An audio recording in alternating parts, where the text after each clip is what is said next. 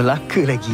Tapi kalau setiap kali datang ke sini makan asam pedas, boleh naik jemu juga kan? Jadi, kali ni aku nak cari juadah lain pula untuk dijamah sambil menikmati suasana kota tua ini. Aku kerap lalu di depan kafe Melayu ni, tapi tak pernah berkesempatan nak singgah. Hari ni, apa kata kita cuba nasib untuk rasa makanan kat sini? Melihat menu yang disediakan, aku nampak menu yang dah lama aku tak makan, iaitu chicken rice ball. Aku tak pasti kenapa kafe Melayu ni tak ada ramai pelanggan, sedangkan kualiti makanannya pun tak kurang hebat. Rasa makanan sedap. Ayam bahagian dada yang aku order pun berperisa, dipadukan dengan cili, kicap dan sup kosong, semua jadi sempurna.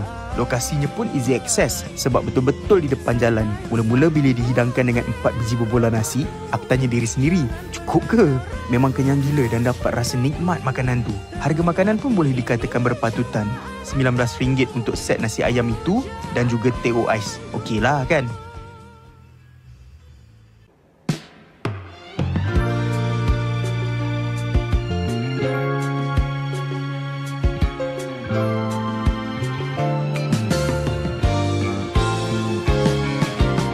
Jalan lagi dan lagi sampai ke tempat lepak kegemaran aku sejak remaja, cendol jam besar. Aku bukan peminat cendol, jadi macam biasa aku order ABC. Dapat ABC dalam cuaca yang mula-mula mendung kemudian panas terik, rasa macam satu nikmat. Hilang rasa bahang.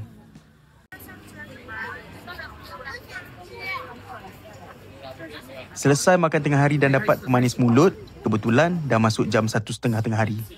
Untuk memudahkan pergerakan, aku terus ke Masjid Kampung Keling untuk jamak. Selesai solat, aku teruskan aktiviti untuk tambah jumlah steps. Dah makan banyak, kenalah berjalan banyak juga bagi seimbang.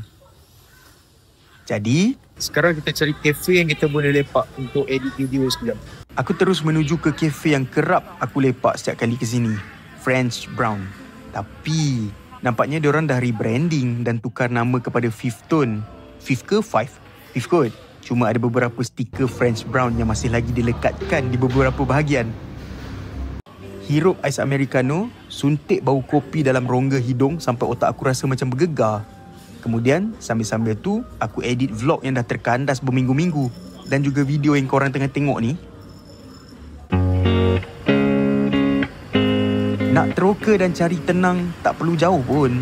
Start enjin kereta, pandu ke mana je yang kau suka. Nikmati suasana dan makanan yang kau teringin nak cuba. Itu yang aku selalu buat. Dah, jom balik. Esok kerja.